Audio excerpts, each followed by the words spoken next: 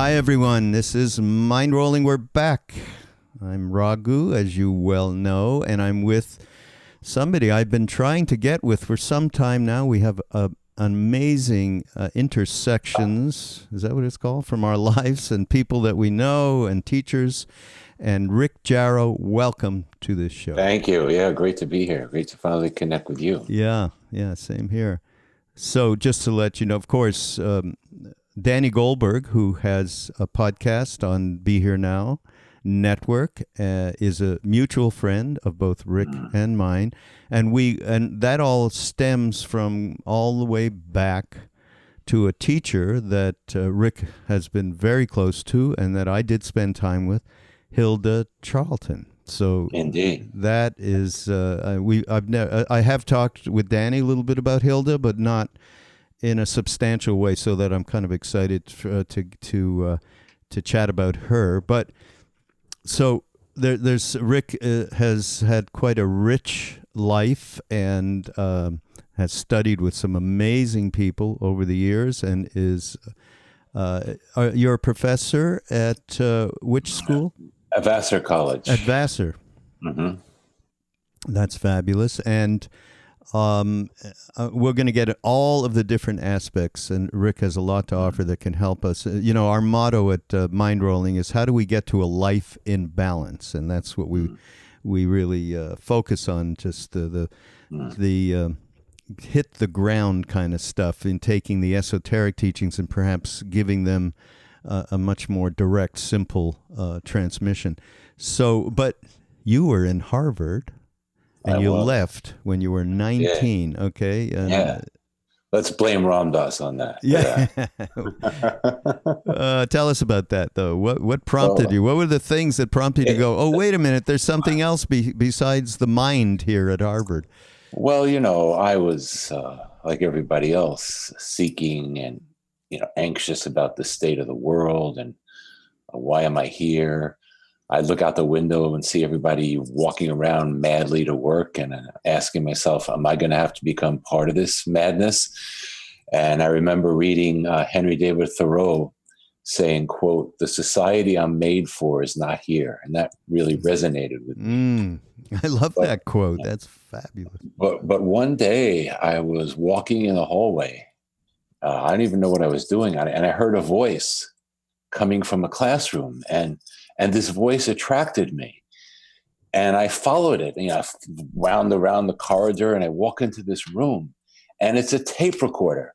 And in those days, it wasn't even cassettes; it was a reel-to-reel tape recorder of Ramdas. Oh, really? who had just come back from me. He had just come back, and I swear to God, it was like I was hit by a bolt of lightning. I just sat there crestfallen. My jaw dropped open. It's like I've been waiting for my life to hear this. And that one moment changed everything. Wow. And was it 40 years later, something like that? I went to see Ramdas. I went to Hawaii. I think my friends got in touch with you, try, get him in there. And I told him the story. And I said, after I heard you, I bought these tapes of yours, and I listened to them every day for hours and hours. I drove a taxi at night and listened to the tapes during the day. That was it. Wow. And before I made enough money to go to India. And in a beautiful, deprecating fashion, at the very end, before I left, he said, those tapes were Maharaji. Because he asked me, he said, do you have a relationship with Maharaji? And I said, well, I have a relationship with you. And he just said, those tapes were Maharaji. And I still mark that day as a day of rebirth, a moment in which the entire trajectory of my life changed in an instant. It's like I had been waiting for that moment. Everything previously had led me to that moment, and what a ride it's been. Oh, to say the least. I had the same moment. I probably used the exact same description as you. I mean, the same moment, and And in fact, when he says those tapes were Maharaji, well, in my experience, I, went over and wrangled him. I got to get there. I got to see who this is. And anyhow, when that first moment when I saw Maharaji, I went, oh shit, that's what Ram Dass was all about. It was a thought in my head that I'll never forget, So that's terrific. Well, I got a little bit sidetracked, or when I say the memory of the ego dream, drove a cab, hitchhiked around the country looking for the Lama Foundation, never found it, wound up in Paris, and then through Paris to India. And I found myself unexpectedly at home in India, like a rabbit got thrown in the briar patch. And I just said, oh, this is it. And I had a few acquaintances, Westerners, who had thrown their passports in the Ganges and declared themselves dead. I was going to go that route, but again, fate intervened in the form of an article by Carl Jung talking about the necessity to work through your own cultural matrix. And when I read that article, I actually got angry, which is a good sign, something was stirred up. And within a year, I was back in the West. I finished up my undergraduate work at Columbia, and I did graduate. I got a Ph.D. in Columbia, I created my own major of East-West Studies, and then went on to do Indian languages and literatures, and work with Barbara Stoller Miller, who was like the great Rasika of Sanskrit studies, and and that was a ticket go back and forth to India. Yeah. Oh. Wow. But that, then I ran into a whole different cast of characters in, of all places, New York City. Oh. And the first one was I had come back from India, and I was in my 20s, young, 23. I was very disoriented. I'd been traveling for 7 years. And I was at this, I don't know if you remember, there was a Tree of Life bookstore in Harlem. It was kind of one of the early New Age, African-American bookstores. And they were doing an Agnihotra ceremony. I wound up there. And I asked this woman next to me, do you know a place where people are meditating? And she said, well, I shouldn't tell you this, but here's her phone number. And I called the number, and this guy says, like, what do you want? And I said, I want to meditate. Let me tell you about my background. He says, I don't care about your background. Be here tonight at 7:30. So I wind up at this loft on Broadway and 85th Street, 7:30. I walk in, and there's a Sai Baba meeting going on, a bunch of people. And, it was beautiful. But I'd been in India for years. I'd been through the guru trips. I said, I really don't need this. Namaste. I'm walking out, and all of a sudden this guy walks in. Tall, lanky guy, afro, and we just look at each other. He was the guy who had answered the phone. Oh. And he says to me, wait, Hilda's coming. So I hung out, and all of a sudden Hilda walks in, and the next thing I knew, I was hanging out with her. And what was so amazing to me about Hilda, aside from her eclecticism, she embraced everything and everyone, was her willingness to demystify spirituality and put it in, like, how do you buy something from the store? How do you answer a telephone? And also how to manifest money. She could do that. And I said, I'm going to hang out with this woman. And so I did for a number of years. And every once in a while, to finish this up, someone would come through Hilda's who was really strung out, whether it was drugs, psychosis, and she'd say, we have to take him to Orestes. I said, what's Orestes? And Orestes Valdez was a Cuban shamanic Santo healer. Wow. Who lived in Union City, New Jersey. In the back of this botanica, he specialized in, like, curing the incurable. And Hilda knew him.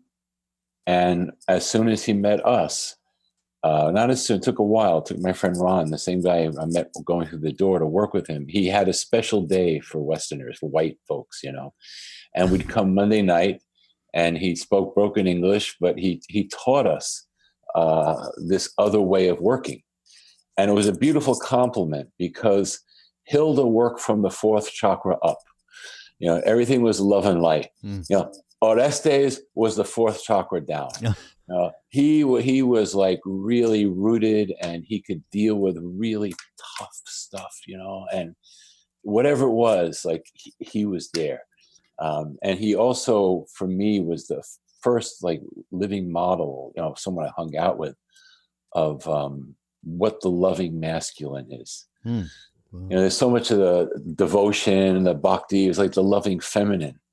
But here's this guy just sitting there, person after person, and just incredible patience and incredible power, and day after day. And it was great. So that was like a double formation. Wow. Geez, I never heard of him. And, just looking up some of what you've been doing, I did see him, and I was going to ask about him. What were some of his methodology, though? And it was fascinating because he had many lineages under his belt. The Afro-Cuban, Santeria, the spiritualist, which is a little lighter. But he also had the Mayambe, which is like, animal sacrifice, taking heavy spirits off of people, which he generally would not do with us. He just did the spiritualist work. And his modality it was fascinating. From his perspective, he was working with, quote, guides, discarnate entities. Like he'd say stuff like, he used to call me Mr. Rick. Mr. Rick, use your Indian, Mr. Rick, use your African. And I had absolutely no idea what he's talking about, but I would play along. It was like, play acting. And then some like amazing shit would happen, and someone and he'd say, vamos, more power, good Mr. Rick. And we sat with him like this for, I think, 6 years till he passed. Oh. And what I understood eventually was it was a different type of teaching. During those 6 years, he never taught anything. But you modeled his body language and his vibratory rate. And eventually, I was able to kind of work on some of the realms that he worked with. But I understood that both Hilda and Orestes were what Carl Jung would call pure intuitives. Orestes would sit you down on a table with a crucifix on the wall, put your head in front of a bowl of water, and tell you what you did last week. Hilda would pick words out of the sky, stuff out of the sky. And I was more in the Ram Dass mode. I had a mind, had an intellect, what am I going to do with it? And in fact, sometimes when I was with Orestes, I was going to graduate school at the same time. So during breaks, I'd be reading, and people would complain, hey, Rick's breaking the energy. And Orestes would say, no, that's what Mr. Rick does. So he really honored your path. He said, you got to swim in your river, whatever it is. Otherwise you drown. So I had to find a discipline that was both spiritual and mental. And I resonated. Somehow I was presented with astrology. Oh. And I had dabbled in it, in India for years, but I got serious. I studied with Eleanor Bach, the asteroid lady in New York. I had a knack for it. And it became my first upaya, my first way of working with people that allowed me to think and use cultural symbols, but still be intuitive and be there with people. Just not on the same level as an intuitive or a therapist who's there day and night. And that's how my work started. And then so many people I worked with, the painful place was career. I've been to India and I've taken this yoga teacher training. What should I do with my life? And that got me interested in career and the whole path of karma yoga, which eventually got turned into what was called the anti-career workshop, which I did for years, But it grew out of this moment of me looking out the window from my dorm at Harvard and seeing people scurrying around and having a panic attack. Like, what am I here for? Like, am I gonna have to just run around, go to work and die? Is this it? And nobody was speaking to that until I met Ram Dass. I'll never forget the first time he was speaking with all these Harvard, and he was challenging them. He was in such a zone those years, He was like, And he just said, like, you think you got it made, you got good grades, you got it made, you got high-vis clothes, you got it made, you got a great girl. And then he stops. He says, well, it turns out if you think you're making it, you're not really making it at all. I went, oh my God. Why didn't my mother tell me this? Why didn't my teachers tell me that? They're like, I to this day, I have such gratefulness for that transmission, for that moment in history. And I try to communicate that to people. But one thing I've understood, you can't reproduce an historical moment. There could not be a Ram Dass now. There could not be a Hilda now. The time has shifted. But I'm sure, the people who sat with, Neem Karoli Baba and Maharaji and the people who sat with Hilda, I mean, we have this grace that stays with us. And it was just amazing, just amazing. Yeah. The wild thing is that to this day, next generation people, I mean, because as a director of the foundation, I see, mail gets directed, I see it or whatever. Somebody just gave me Be Here Now. Oh my God. I just took some mushrooms or ayahuasca and, it's a repeat, Rick, a complete repeat. And, awesome. And the parallels between, that era that we were in, late 60s, early 70s, and what was going on. And there was a lot of conflict and there was a lot of polarization. I think we're outdoing that now, but still there's a lot of similarities. And I talk to different people on this podcast about the parallels from back then to now and what's happening. And I have real hope because I really believe that next generation now is a lot more caring about what is going on, from the environment to our what's going on in politics and our social structure in general, than we who back then I found, and it may be, there was just, you were either into the political action thing or you were a spiritual, and right. That was it. I will second that in exclamation points. I get to see it every day because I work with 18 to 22-year-olds. Yeah. And I have a 25-year-old son, and I watched him do his journey to India and do his, and I also hang out with communities of people who are in their 30s, who are ayahuasca communities, and what I see happening there, in a group of 30 people, you have 9 different nationalities, 8 different colors, 7 different languages. No one even thinks about it. Like those days, it's a real, there really has been, in my mind, evolution. The challenge is always there, but the awareness, and it's more than the, we had the East-West equation to reconnect with. Yeah. And now they're connecting the North-South connection. Which, the reconnection to the earth and the earth medicines and the plants and the animals and what people, I think, mislabel the environment. The environment is everything. And so it's interesting. When I saw Ram Dass a couple of years ago, he asked me what I thought the quote spiritual movement, what it really needs. And, I said 3 things, but I remember 2 of them. I said one is community, and I think it was community, environmental awareness, and strong female leaders. Mm-hmm. And I see this happening, yeah. And they're so beyond. My son went to India for a year, and when he came back, I asked him, well, what's your take on, what'd you get? And he said, I went there looking for someone who was going to make it all right, who was going to put the whole, and somewhere along the line, I realized like that wasn't going to happen. Like I had to be all right.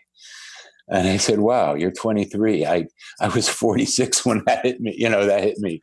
So yeah, I see it. Yeah, absolutely. Hey, I'd love to hear a little bit more. It's one thing that has been lacking in terms of all the people that I've talked to over the years of doing this podcast, and really about right livelihood. I mean, the Buddhist term of it, but Right. your ultimate anti-career guide. That, Right. and by the Right. way, everybody, we'll have some nice links for some of Rick's work on the show notes page on Be Here Now Network at Mindrolling. So talk about that, because Well, okay. The first thing, I love the stories of origins. You know, there are psychologists who say that the first 5 minutes reveals the whole rest of the relationship. You know, so how did it, like meeting Ram Dass? Well, I had been kind of informally tracking Sounds True because I like their stuff. And what I didn't know was that they had been tracking me. And at some point, Tammy Simon, who's the yeah. CEO there, called me and we got to talking. And she told me that she had done recording of Hilda. Oh. And I said, really? And she knew that this would never sell. It was too far out. Mm. But she said, I heard her and I broke down crying. And I just felt this has to be recorded. So that, to me, that was the alignment. Like, that's where I was supposed to be. And the whole idea behind Right Livelihood to me is not about work per se. It's about the alignment of being in the right place at the right time. And that when you have the faith and courage to do that, you are supported to get what you need and share what you have to share. And you can't fake that. You can only surrender to it. Mm-hmm. So, but the other piece I got was I grew up with all these spiritual elevationists, meaning they interpreted spirituality as being high, and I'll do anything to be high, And of course, the problem with that, as Trungpa Rinpoche pointed out many times, then you're always afraid of getting low, yeah. as Ram Dass also, realized. So can we create a culture that supports with our livelihood and the way we consume and the way we build and share a way of opening to spirit? Does work have to be something completely antithetical to my soul? Do I have to really sacrifice my soul to succeed in the workplace? And I realized early on that we were up against a couple of 1,000-year-old paradigm that separated spirituality and the world. And, to me, that paradigm was over. It's been over for a while. And at least since Aurobindo, talked about bringing the supermind down instead of going back up. And so the question is not so much, what should I do? The question is, how can I open myself to the life force that I'm doing what I need to do to make the greatest contribution I can make? And that takes a lot of patience, humility, and faith, but it works. I've seen in my own lives and lives of people around me, I've seen amazing miracles. I'm not saying, oh, do this when it's a miracle. But I've seen things that contravent the laws of sense and sensibility when you're supposed to be somewhere. I remember KD talking about when Neem Karoli Baba, when Maharaji they were at the Kumbh Mela in Allahabad, and he told everyone to make a big bandara. The bus is coming tomorrow. Meanwhile, they were a couple of 100 miles away having this heated debate: should we go? Should we not go? Should we go? Should we not go? Meanwhile, he's got them ready. Got the whole thing ready. When I was in graduate school, I got a Fulbright to go to India, but in order to go, I had to pass a German exam. Oh. Which is not an easy thing, especially someone who's not inherently good in languages. And few people pass it the first time. And I did not pass it.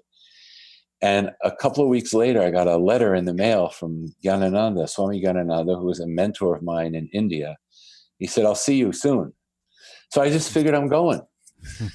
And like a week later, the German teacher, I don't know, from a hole in the wall, calls me up and says, I spoke with the chair of the department, and we decided that your exam wasn't quite fair because everyone there is an art history student. We gave them an art history exam. We should give you a religion exam. So they gave me another exam. They asked me to translate a passage of Max Weber talking about Buddhism, which you didn't even have to know German to translate that passage.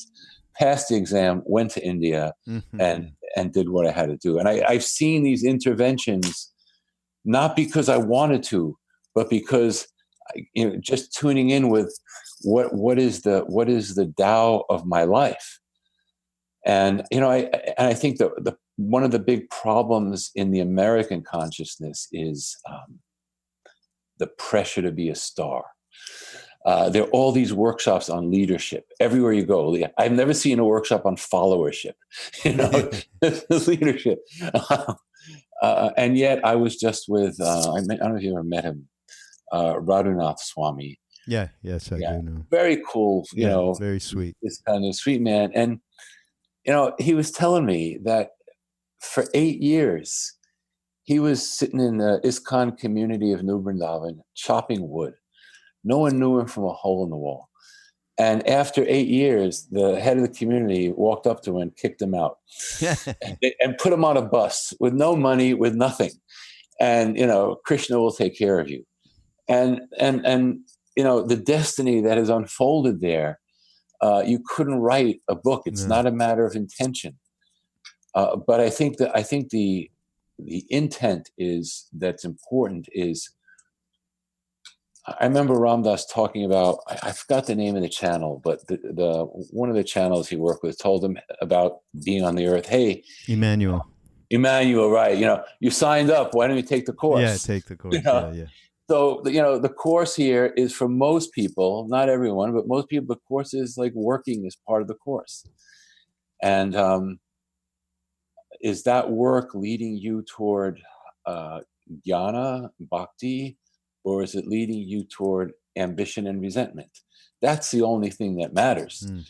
And I found again and again that when I've gone with the heart and listened to the signs, there's a place that needs you. Hilda used to say it, there's a place where you need to be. Just see those places coming together. And that's kind of what I've been working with, like the mechanics of integrating your practice with some kind of sane livelihood situation that allows you to do what you need to do and still take responsibility for living on this plane. Yeah. I have a young friend, and he is an incredibly creative young man. And he's been working as an electrician. I mean, all the way from being stock boy to actually doing some electronic work, and he has had a difficult time with the tedium and boredom that takes place in this job. And what he really wants to do is his art, is crafts and whatever, and that's not available because he's got a partner, and they're like everybody, is trying to support themselves. So I mean, it's easy for me to say, and I totally am with you. I mean, with emptying yourself of the polarities and moving to a place where you're more connected with that intuitive heart and the true place that we can have a perspective from, and from that place, just open to the potential coming together of opportunity and creative force that can just manifest the right thing for you in any one day that can happen, instead of focusing on, oh shit, I got this drudgy thing that I got to go into day to day to day. Yet it's very difficult it's easy to say those words, and it's another thing to live those words. And what do you tell people? Yeah, I tell them, and I tell myself, I see the drudgery as part of your initiation. you've got you've got to go through the fire before you have any credibility.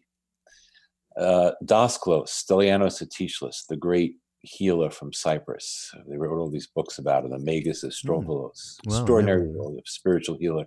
Yeah. He worked for 11 years. Can you say his name again? Because I've never heard. They call him Daskalos, Daskalos, which means teacher in Greek. His name, don't ask me to spell it, is Stelianos Atishlos. The name of the first book about him that was really popular was called The Magus of Strovolos, The Extraordinary World of a Spiritual Healer. Wow. When was he alive, may I ask? I think he passed in the mid-90s. Oh, so it's recent. Yeah. Correct. I mean, I met him, I talked to him. Oh.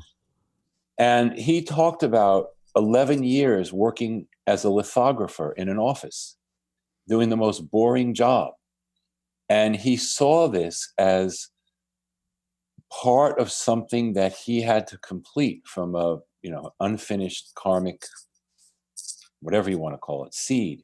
Likewise, Hilda often spoke about how during World War II, she worked as a switchboard operator. Oh, I didn't know. And you remember the old switchboards, you plug the thing in. Yeah.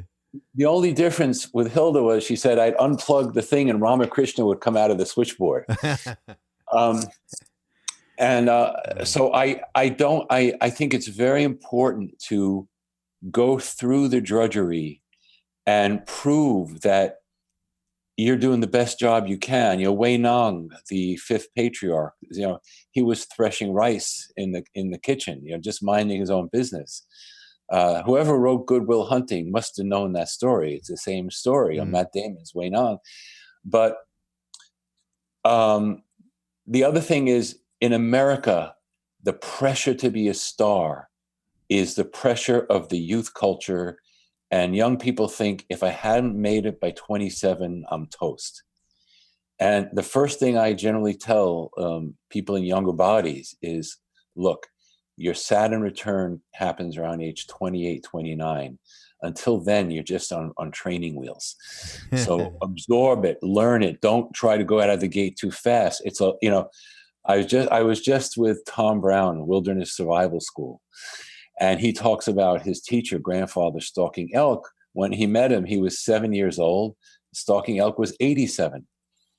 I think a lot of this is from the American ethos of we want the world and we want it now.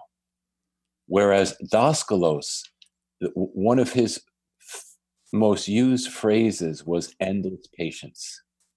Well, say that again? Endless patience. Endless patience. Endless patience. Wow. Yeah. Wow. And I often go back to the apocryphal story of Moses in the Bible when supposedly he was a shepherd and he lost one sheep. And he went after that sheep and got him. And God said, he's my man. So I think that the grunt, whether it's washing dishes or, I think that's part of our initiation. And part of I think the pain, like Joseph Campbell writes, like in his youth, and Ken Wilber did this too. When you leave school, you can wash dishes, you can do stuff, and then work on yourself. Now there's such economic pressure. These 23-year-olds worried about their 401ks. It's I think the challenge, the confidence is to get out of that rat race. I have to succeed now pressure and open to the fact that you have a destiny. Ram Dass said many things that totally changed my life, but I was sitting there and all of a sudden he just pops out of his mouth. He said, if you stop thinking about the future, do you think it's all going to be chaos? Yeah.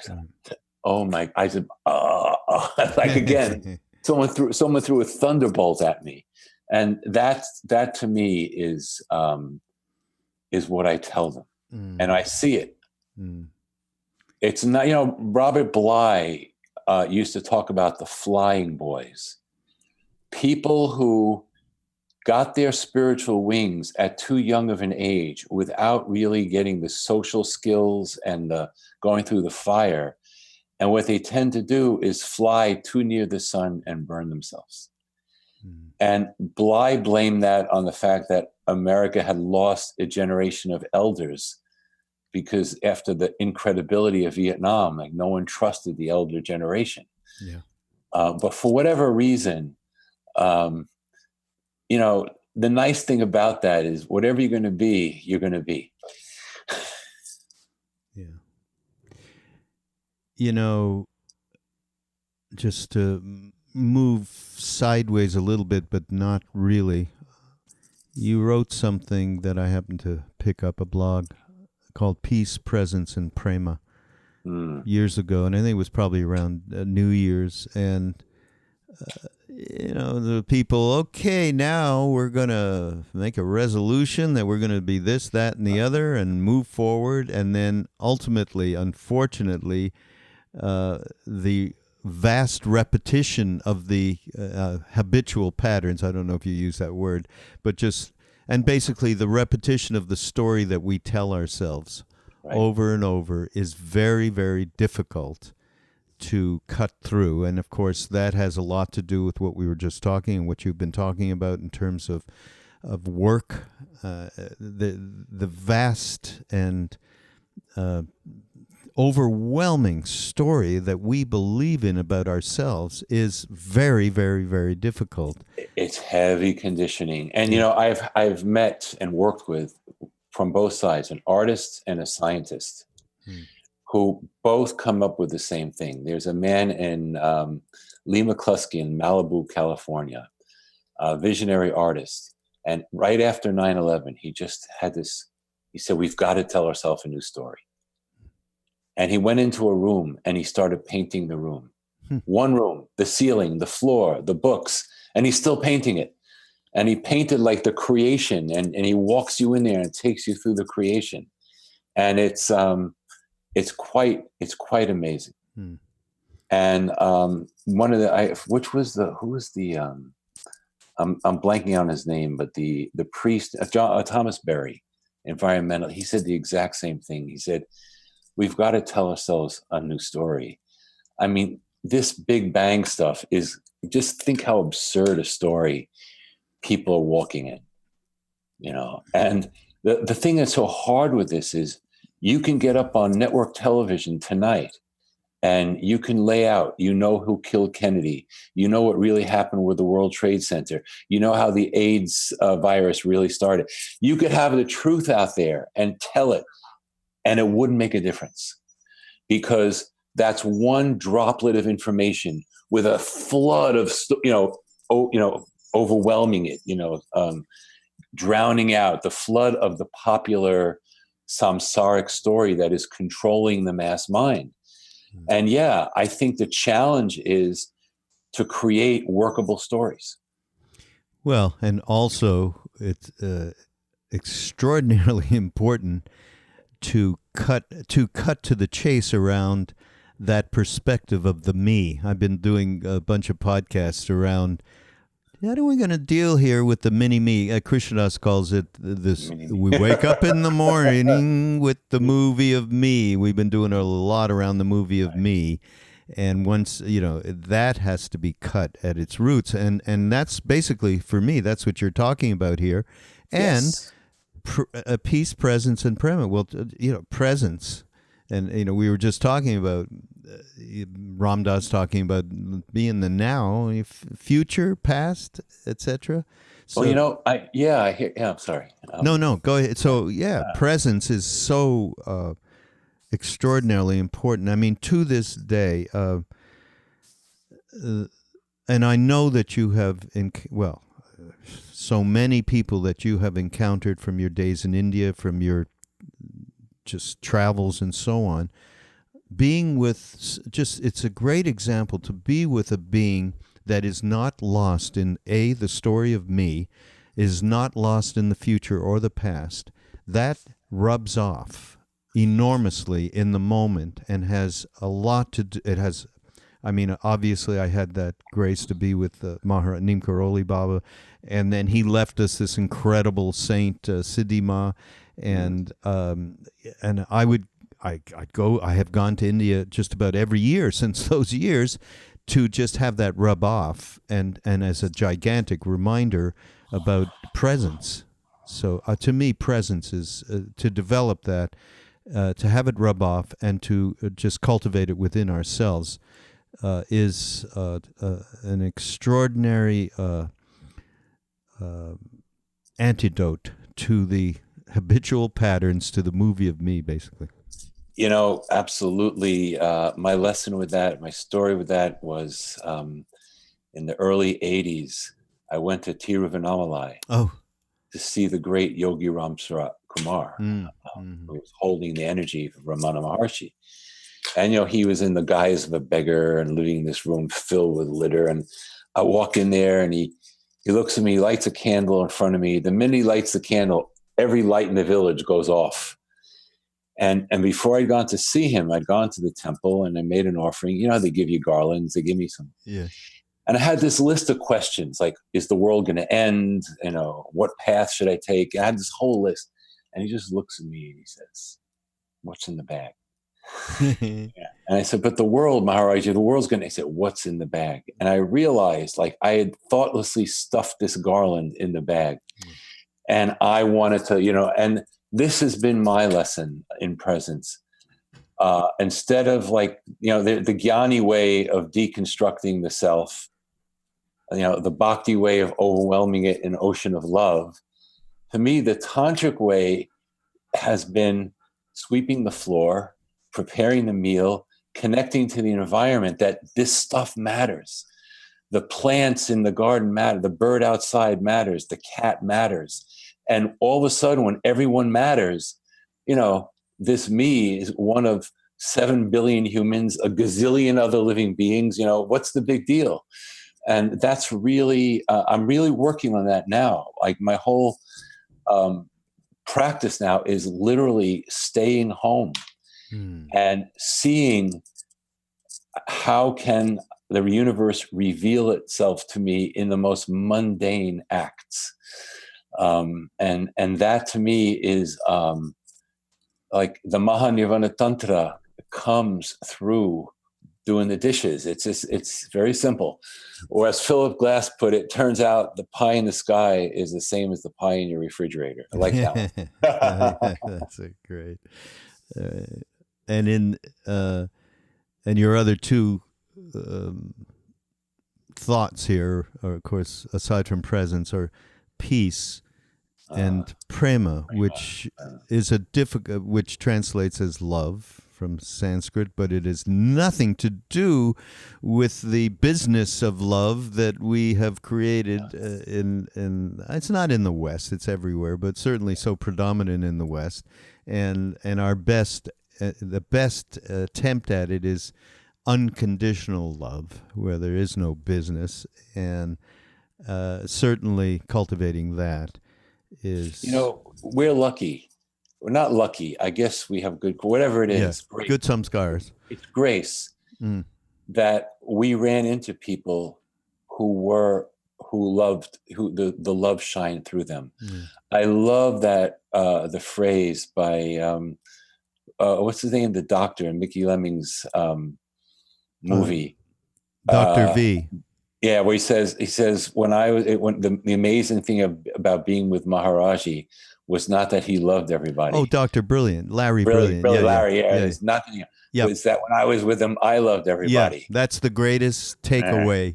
That's the absolutely. And Hilda, I remember once Hilda got up in front of us. She said, "Kids." She called everyone kids. Yeah. Well, I haven't told you, and I hate to interrupt you in this moment, but we probably were together many's a time at St. Mark's Church, right? Okay. I came right afterward. You came after St. Mark's? I came when they moved to the St. John the Divine. Oh, okay. So I missed the Ramdas Hilda Leela, fortunately. But no, I just one day she said, "Kids, I remember the day when I realized I am love, kids. I don't need to see love out there. I am love." And she, oh my God, like, wow. And I feel like we're so blessed because I feel there's a lot of, quote, spirituality out there, and it goes under different names. They call it Tantra, they call it Jnana, they call it Advaita. Advaita. But I don't feel the love, without that prema, without that overwhelming heart. To me, like, the greatest suffering is when you know everything, but you don't have the love. Like, that's like hell. Yeah. And I remember, like, even Ram Dass talking about very early on, he said, it may well indeed be that, we need, like, bhakti is the way in the Kali Yuga because the ego is so pernicious. You need something to overwhelm that. And just the fact that the Anandamaya Ma and Maharaji and Ramana Maharaj, that these people could demonstrate that this isn't a dream. This is a, and it's not a state beyond this. That's what I've been fighting. Can you make the sandwich with love? Then you've made it. Yes. Did you ever run into James Hillman? No, I know who he is, but I have not.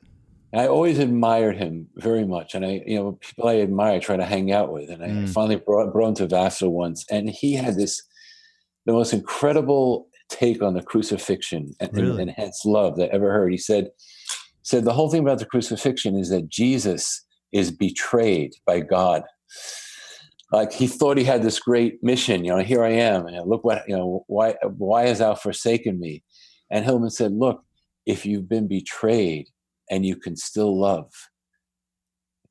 then you've made it, That's an interesting take. Then you've made it. That's far out.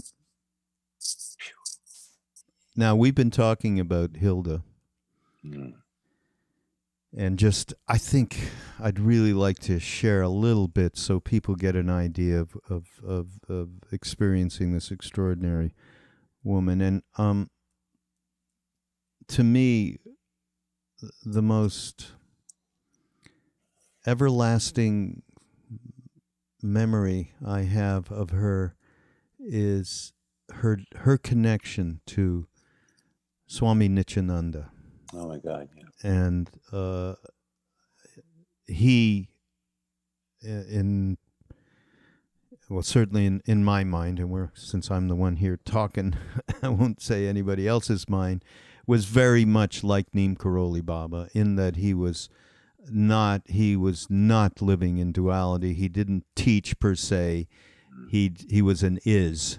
Yeah. And he is an is. He is an is. He is an is. And now I know you got to know the story better, but can you tell the story of when she went and actually met him? Well, it starts when she's 15 years old, and she's in her room doing pranayama, and she's like blasting off, and all of a sudden this guy in a loincloth and a belly appears in her room and says, "Stop." And she had no idea who he was, and she stopped. And then, like 25 years later, something like that, she's in a taxi cab in what was then Mumbai. And you know how taxi cab drivers in India, they then keep Bombay, now Mumbai. Yeah, and then Bombay, keep pictures of the gurus. Yeah. And she saw him. She said, "That's the man. That's the man who came to me. Take me to that man." And so the driver, this is India. Okay. Go to Ganeshpuri. And Ganeshpuri, and Nithyananda saw her, and he never spoke a word to Hilda. He just grunted. Yeah. He went, "Ugh." And she went into samadhi. He broke her through. Right. And in 1 second. And she'd never see him again. That was it. That was the transmission. But she went to the back of the line because there was a line passing through for darshan, and she went around to the back after she came out of samadhi. Yeah. Okay. But here's the interesting thing, which you haven't probably, years ago, I was in Ganeshpuri, and I found a manuscript of a conversation between Hilda and Muktananda. And who was Nithyananda's disciple. Yeah. And it was right before Hilda was going to leave India and go to the West. And Hilda was being a very dutiful student. She said, "Swamiji, I'm going to the West. I don't know what to do. This is the lineage of anti-career." And Muktananda said, Mother Shakti is awake and alive in you. It'll all be done. And that was like, whoa, and that's indeed what happened. She had no plans. She was sitting at Horn and Hardart's cafeteria on 42nd Street, and somebody looked in the windows. My God, that's Hilda. Come to my house, and the whole thing started. She considered Nityananda that moment to be whatever you want to call it, her Sat Guru. Yeah. But the other beautiful thing about with Hilda, that she was willing and able to learn from so many people. She said whenever she went to India, whenever she saw a red flag, which above the temple, not the Communist Party, she'd go there, Right. And she was with Sai Baba and Madhavananda and Ananda Mayama, and she was totally resonant with just receiving what they had. Yeah. And that's how I've heard it from her. Yeah. And her sharing. I have never been in the presence of somebody, a teacher from the West, shall we say, that absolutely was so positive, in the positive moment now, in the positive now moment. I can't think of any other word that describes it more aptly. And she, in fact, said, and this is something I picked up when I went to the site, and a lot of people out, many of the listeners, and people think about, well, how am I going to find somebody like you've met? Where does the guru appear to me? And how do I know if it's right? There are so many teachers that come and they take advantage of people and so on. It's very difficult in today's day and age. And Hilda, after she found Nityananda, she said, when you find your own, and in this case she meant finding Nityananda, you know it in your heart. Your heart stops looking around. Mm-hmm. It may be Jesus, it may be the truth, just the truth inside yourself, kind of an Advait thing, right? But when you find it, you don't have to ever look anymore. And how simple that is and how true that is. Well, let me, if you may allow me, yes, to sure. share some of the dark side of this, because I think it's important. Yeah. I was talking about this the other day. There are some people who spend their lifetime resenting the betrayal by their ex-lovers. Yeah. But there are other people, I've often counted myself among them, who can spend a lifetime like resenting the imagined betrayal of ex-spiritual teachers. Mm. And at some point, you come to the realization that Guru Brahma, Guru Vishnu, Guru Deva Maheshwara, Guru Shakshat Param Brahma, Tasmai Shri Gurave Namaha. That Guru is the Shakshat, is the witness, right? The eternal self in all, but who appears in different forms. And those forms are going to be limited to the space and time they appear in. And therefore, we got to forgive our parents. Otherwise, we won't forgive ourselves. And this idea of looking for the perfect person. I remember Ram Dass talking about how when he came back and started talking about Maharaji, people ran to see him. And some people who didn't have the karma to really see him just saw an old man in a blanket. Yeah. So another side of Hilda was she was very positive and, in her own words, honey bunny boo with the 350 person class. But if she let you into her house, that means you're giving her license to tear you apart in a good way, loving way. I was there. I remember she once call this guy Bill. She said, "Oh, Bill, how was your meditation, dear?"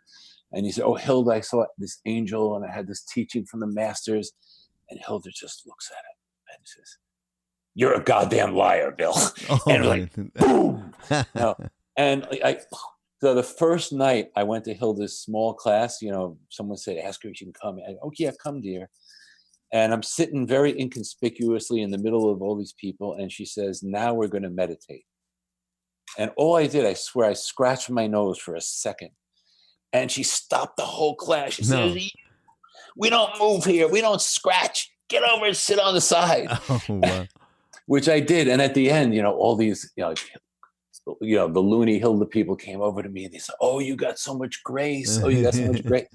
And then Hilda came over to me at the end. She said, oh, you don't mind I yelled at you, do you, dear? And I said, no, Hilda. But when she did that, it was like, do you remember the movie Dune where they had the voice? When Hilda got you with the voice you could really feel, I don't know how else to say it, the shit getting knocked out of you. She had that ability.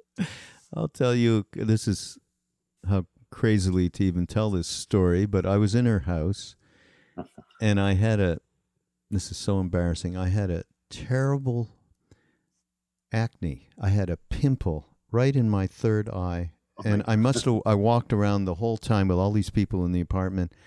Hi, nice to meet you. And my hand over my pimple. She walks in, I was in the kitchen. She walks in the kitchen. She looks at me. I didn't have my hand in front of it. I was just eye to eye with her. She said, oh, my dear, what is that in the middle of your forehead? Your new third eye? I died. And in the process, she took away all that self-consciousness about body bullshit. I went through a period, a couple of weeks, a few weeks or whatever, where I was like being obsessively vegan. And every time I came to Hilda's house, she seemed to be making a grilled cheese sandwich. And she always say, oh, don't give it to Rick. He doesn't eat that. She was great like that. She was so tuned in cutting to through whatever bullshit. There was a yogi who once came from India he was doing the circuit, and he came to her house and he was the archetypal. He had long black hair and a long red dress and a crystal mala. And he walked, namaste, Mother Hilda. And Hilda looked at him and she said, he said that she had a voice like a cackling witch. And she said, Swami, that's a real nice mala you got on, Swami. I bet you the girls really like that mala. He literally fainted. He was in bed for 5 days. He just nailed him. And that was her work, Wow, man. What can you imagine like the courage that it took, especially being a woman, in those days, just to get up there and just say it as she felt it, say it like it is, and talk about stories. Her story was so much different than my story. I said, whoa, I got, there's an invisible in this living room. How many, what's going on? Right. Well, she was invested in the present moment and not in the past of her story before or after. And she wasn't invested in what you were. She was invested in, she saw what you could be. She looked at me, she said, it's funny. She didn't ask me, first she said, kid, what do you want? And I said, well, I just want God, Hilda. And she said, well, that's nice, but what are you going to do, kid? It's like she's giving me, my life's work. I said, well, I don't know, Hilda. I know what to do. I was selling peanuts in the street. And she just looked at me. She said, no, kid, I want to know what you're going to do. And then she looks at me and says, you're going to be a professor of Sanskrit. I said, what? And it's like she could look at you. Really? And I think it's because she had no agenda of herself. She could see what you could be, and she'd open a doorway. Which is another extraordinary comment. When you stop being that mini me, when you stop that, as the Buddhists call it, which I love the term, self-cherishing, all things open up in all ways. So, yeah. I could tell you a good one about Danny. I don't think he'd be embarrassed. I told him on his podcast, but it just shows you like the mini me. A lot in the Hilda day, and those days, a lot of people's mini me was I am spiritual. Yeah. I do this, I meditate. And so there were 8 of us in Hilda's room, and she goes around asking each person what's happening in their life. And one person says, I'm seeing this master, I'm doing this technique. And she gets to Danny, and he's clearly embarrassed. And he starts fumbling, and finally says, well, Hilda, I have a deal on the table, a record deal on the table for like $1 million. which in those days was really money. And he fudged it, you know. He was embarrassed to say it in front of all these so-called spiritual people. Hilda stopped the whole show. And she said, "Kid, I want to hear you say it, and I want you to say it with power. $1 million, kid." And she made him say it like 10 times, you know, and she just affirmed his karmic potential. And don't be intimidated by what you think is appropriate, but be who you are. She modeled that for me. You know, all these yogis wanted to make her the mother of their ashram. You know, they wanted to give her names. She said, "I'm just plain old Hilda." Even Sai Baba told her, said, "Hilda, don't," you know the story, says, "don't come back to the West. You'll get nothing but trouble." And she came back and did her thing. So 12 years later, she goes back to Sai Baba's with all her students. And Sai Baba gives them an interview, and she knew this was the moment, you know. And Sai Baba, in a very stern voice, says, "So, Hilda, what are you teaching them?" And she knew, like, you know, this is it, you know. And she said, "Oh, Baba, I'm just teaching them baby stuff." And like the whole energy broke, and he smiled. And the whole thing, she didn't have to uphold herself. There's nothing to uphold. Right. Beautiful, right there. That's such a powerful thing. There is nothing to uphold. And when we can get to that, boy, everything opens up, huh? That's why Ram Dass is so refreshing, you know, because, you know, he didn't come back from India saying, "I'm enlightened, you know, I'm free from all my." He just opened up his humanity. He had the abundance to do that. Yeah. And I was so touched when I saw him 2 years ago, because he's changed. That personality, that effervescent, the talk is gone. And he's just in the pure presence. I was seeing divine beings around him. I see, my God, you know, he kept doing the work. He's like, yeah, I was so grateful to that. I say to people, Ram Dass is what he was talking about. Exactly. He is what he's talking about. Yeah. Oh, Rick, this has been fantastic. This shot through our podcast like nothing here. We could go on, and we will. Let's do this more sometime. So I'm so happy to share this with you. Finally. Yeah. Let me leave you with a question. Yes. Not a spirit. It's a question I'm working on. And if you ever want to talk about it, or I think Michael Taft is around it, but I call it the question of totem and technology. On one hand, a lot of teachers are sharing the genuine earth-based wisdom, how to do things, how to live close to the earth, how to respect the water, and it's beautiful. On the other hand, we have podcasts, we have computers, we're all cyborgs. The evolution of technique is incontrovertible. It's not an accident. Is there any way that these two can come together? Something like Darwin in the Bible, you know, and in the positive, instead of a repeat of Atlantis, which they, you know, tore the thing apart. That's what I'm working on right now. Okay. That's a deal. Okay. And I have one more for you that I'm going to bring, and we'll do this some other time, but I have to bring my wife into this, because I mentioned that I was going to do a podcast with you, and I said that you had been involved with astrology for quite some time, and she is also very much of a student of astrology, and her name is Saraswati, so that's kind of puts it in the right kind of place. Indeed. And she said, well, how about talking about astrology and spirituality and the path? And I said, okay, but now we've run out of time, so I'm thinking I'm going to get her here, and the three of us will have a chat. I would love to do that. How about that? I love that. Okay, that's a deal. We're going to do it. Thank you so much, Rick. So glad to meet you. It's been a while, you know, waiting a while. Yeah, really, worth the wait. Well worth the wait. And everybody, we will be putting all of the different ways in which you can share or receive some of what Rick has had offerings that he's had over the years, and particularly the Ultimate Anti-Career Guide, which I think many of us can certainly take advantage of, and much more. And that'll be on the Mindrolling show notes for this episode on BeHereNowNetwork.com. So we shall see you next time. Again, namaste. Namaste, Raghu.